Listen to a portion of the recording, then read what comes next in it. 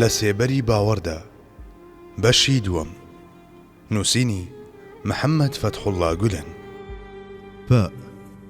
دیسان بێڕەچاوکردنی ڕیزبەندی ڕاستەقینەی هاوسەرگیریەکان هاوسەری سێم کە باسی دەکەین سەلەمەیە ڕەزای خوای لێبێ.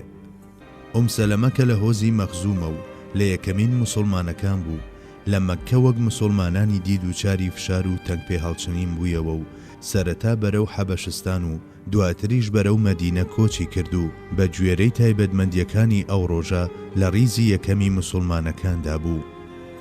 سەلەمە مێردێکی هەبوو کە هاوڕێی ڕێی دوور و درێژ و پڕ لە ماندووی ئەو بوو. مێردەکەی لە دڵی سەلەمەدا مرۆڤێکی بێهاوتا بوو. جاکە ئەم مێردە خۆشەویستەی کە پێکەوە سەردەمی ئازار و ئەشکەنجەیان تێپەڕاند بوو لە مەدینە کۆچی دوایی کرد. سەلەمە بە تەنها لەگەڵ منداڵەکانی مایەوە. پاش وەفاتی مێردەکەی یەکەمین کەس کە دەستی بەزەی و یارمەتی بۆ ئەم خانمە بەڕێزە درێژ کرد کە لە ماڵ و حاڵ و لە کەسی خۆی دوور بوو، چەند هەتیوێکیشی بەسەردا کەوت بوو. حەزرەتی ئەبوو بەکر و حەزرەتی عومەر بوون ڕەزای خۆیان لێبێ. بەڵام ئەو ئەم داواکاریانەی ڕەت کردەوە، چونکە لە چاوی ئەودا کەسێک نەبوو جێی ئەبوو سەلەمە بگرێتەوە. دوجار پێغەمبەری خوا صلی الله علیه وسلم لە ڕێگەی داوای هاوسەرگیریەوە دەستی یارمەتی و بەزەیی بۆ درێژ کرد. ئەم هاوسەرگیریەش شتێکی تەواو ئاسایی بوو، چونکە ئەم خانمە بەرز و بەڕێزەی کە لە پێناو ئیسلام و ئیماندا هەموو جۆرە فیداکاریەکی لە بەرچاوگرت بوو، پاش ژیانێکی دوور و درێژ لە نێو ڕەسەنترین هۆزی عەرەبدا بێکەس کەوت بوو، نەدەکرا ناچاری سوال و دەستپانکردنەوە لەم و لەو بکرێت. بە تایبەت ئەگەر بیر لەو شتانە بکرێتەوە کە ئەو لەبەر ئیمان و ئیخلاس و ڕازگۆیی لە بەرچاوی گرتبوون، بە دڵنیاییەوە دەبوو دەستی یارمەتی بۆ درێژ بکرێت. بەڵێ، فەخری کائینات صلی الله علیه وسلم بەمارەکردنی دەستی یارمەتی بۆ درێژ کرد. لە هەلومەرجەکانی ئەو ڕۆژەدا پێغەمبەری مەزن ئەو ئەرکەی کە هەر لە گەنجێتیەوە بەرامبەر بێنەوە و هەتیوەکان پێی هەڵدەستا و یارمەتی دەدان، لەو ڕۆژگارەدا بەو جۆرە ڕایپەڕاند. سەلەمەش مانەندی خاتوو عایشە ئافرەتێکی زرنگ و هۆشیار بوو، لە توانایدا بوو دواتر ببێتە مامۆستا و ڕێنیشاندەر. لەبەر ئەوە ئەو دەستی میهرەبانیەی کە بۆی درێژکرا لەلایەک دەیبردە سنووری پاراستنی خۆیەوە و لەلایەکیش دەیکردە قوتابی زانست و قبوڵی دەکرد بۆ قوتابخانەکەی ئیرشاد و دەیکردە خوێندکارێک کە بە تایبەت جیهانی ئافرەتان شانازی پێوە بکەن.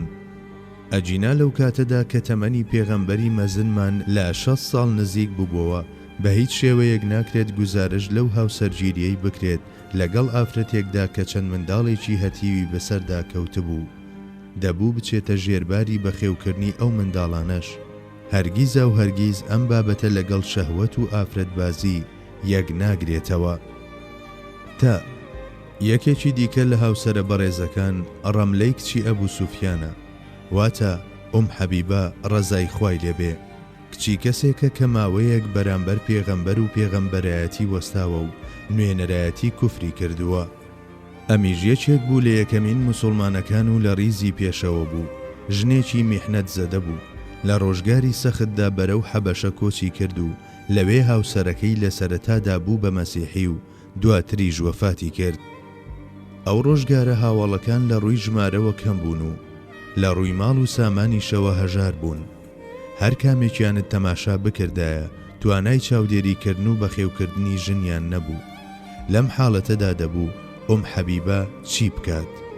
یان دەبوو ببێتە مەسیحی و مەسیحیەکان یارمەتی بدەن، یان دەبوو بگەڕێتەوە بۆ ماڵە باوانی کە ئەو کات خانەی کوفر بوو، یاخود دەبوو دەرگا بە دەرگا بگەڕایە و سواڵی بکردایە.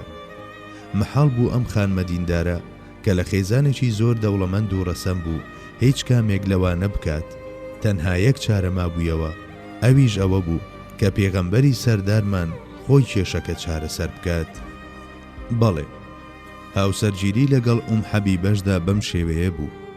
شتێکی لەمە ئاساییتر نییە کە بە ئامادەبوونی نەجاشی پێغەمبەری سەردارمان ئەم ئافرەتە مارە بکات کە لە پێناو دینەکەیدا هەموو جۆرە ناڕەحەتیەکی بەسەردا هاتووە و لە دیار و خانەی خۆی دوورە و شایەتی هەڵگەڕانەوە و پاشان وەفاتی مێردەکەی بووە.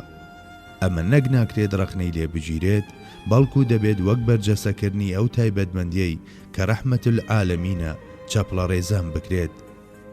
لەگەڵ ئەمەشدا ئەم ئافرەتە بڵندە شتانێکی زۆری دەهێنایە ژیانی عیرفانی ژن و پیاوە مسلمانەکانی دیکە، ئەویش هەم وەک هاوسەرێک و هەم وەک قوتابیەک پێی دەنایە خانەی ئاسوودەییەوە.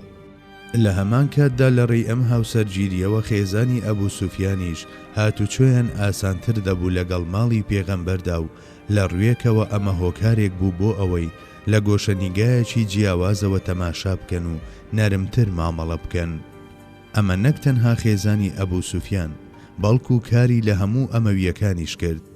تەنانەت دەتوانرێت بگوترێت کە ئەم تیرە دڵڕەق و پەڕگیرە پاش مارەکردنەکەی حەبیبە تا بڵی هەڵسوکەوتیان نەرم بووەوە و ئامادە بوون بۆ قبولکردنی هەموو شتێکی خێر و چاک.